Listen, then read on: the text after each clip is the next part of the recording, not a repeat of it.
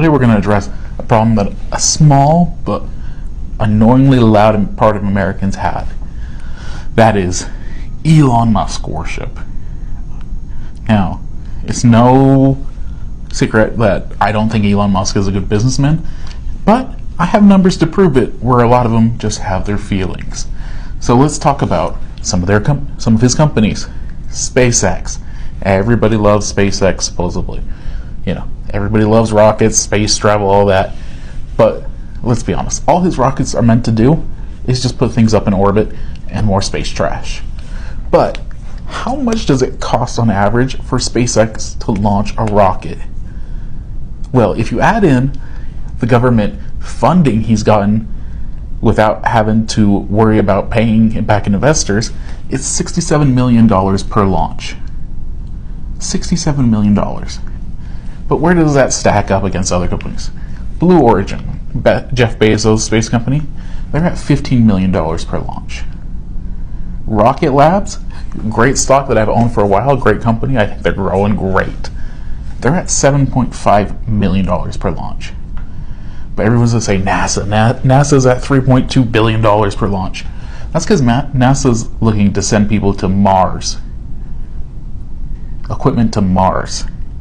Not just to orbit. They're building rockets to go to Mars. It's a big difference there. So SpaceX can't even do it for cheaper against his competitors. So, SpaceX, that's a wash. That's not a great company. What about Starlink? Everybody is talking about Starlink. Satellites, internet, all that. Well, you know how much Starlink subscribers we have in the world? 1.5 million. And that's before Canada gets rid of it. So, but how much government support do they get per user? $2,267.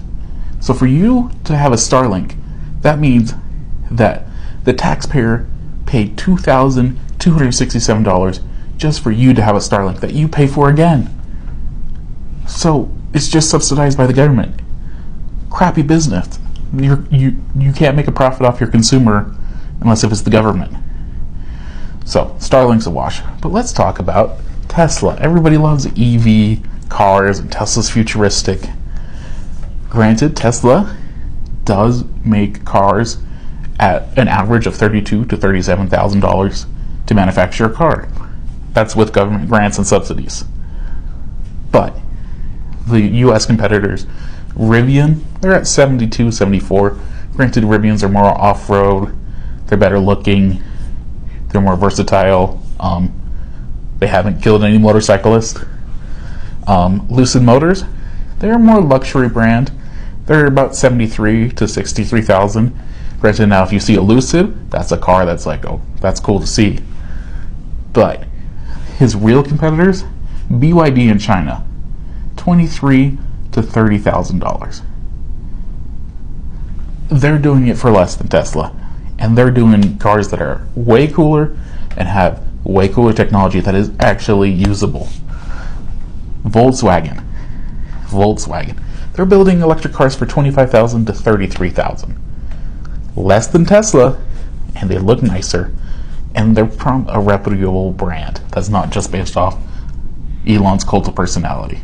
So, all his companies are terrible.